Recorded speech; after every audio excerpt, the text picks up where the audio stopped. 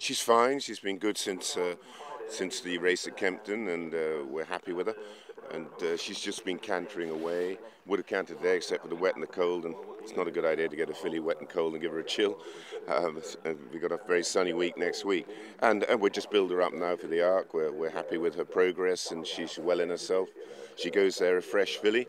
I hope they get a little bit of rain. They seem to be missing a bit of this. I thought the ground there last Sunday was very fast, bit of sand kicking up, which wouldn't be entirely her scene.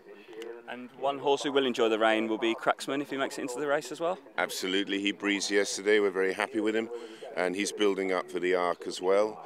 And if we get the rain there, he'll be running there. If not, he'll be waiting for Champions Day. And it's been quite the season for Roaring Lion. He goes to Kipco British Champions Day now, is that right? That's the plan. He obviously is not wanting too much rain. He's very happy on good to soft, but he just wouldn't want to go soft heavy. And let's hope it doesn't. And he will be aiming at the Champions Stakes on the 20th at Ascot, and he's in sparkling form since Leopardstown. He's actually quite full of himself yesterday, playing around. So he's got some constitution, that horse.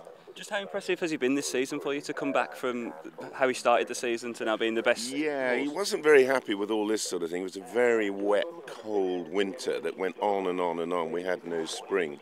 So to that extent, he was never quite with us early on, certainly not in the Craven. He ran a nice race in the Guineas, but he got over where the junction was and drifted off on his own and didn't really get in the body of the race, ran well. And then he was sensational in the Dante.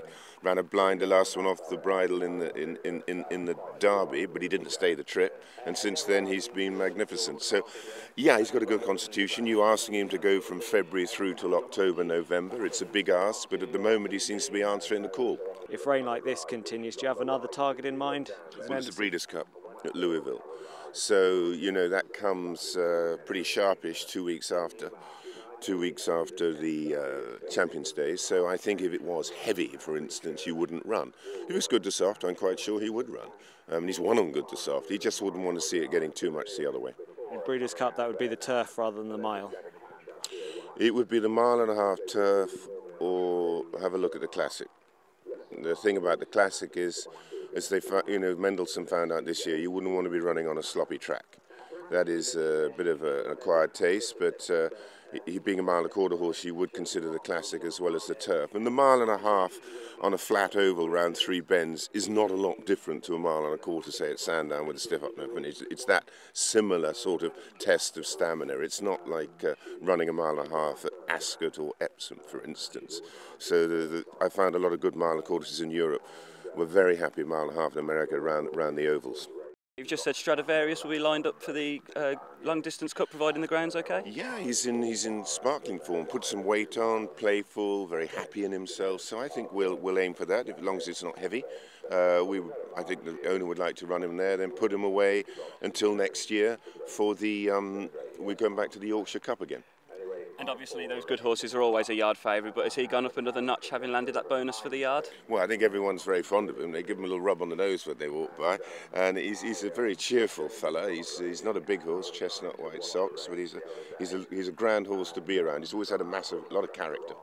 And also on Champions Day, Latidar and the fillies and mares, how's she come out of the race? Good order, yes. She only just got the idea of what she was meant to be doing in the last furlong and a half. Finished out strongly in the Ledger, and probably of all the horses I've run in the Ledger and some who've won it, she's taken the race better than any of them. She's in very good order, so we will go to Ascot with her. That'll be the game plan.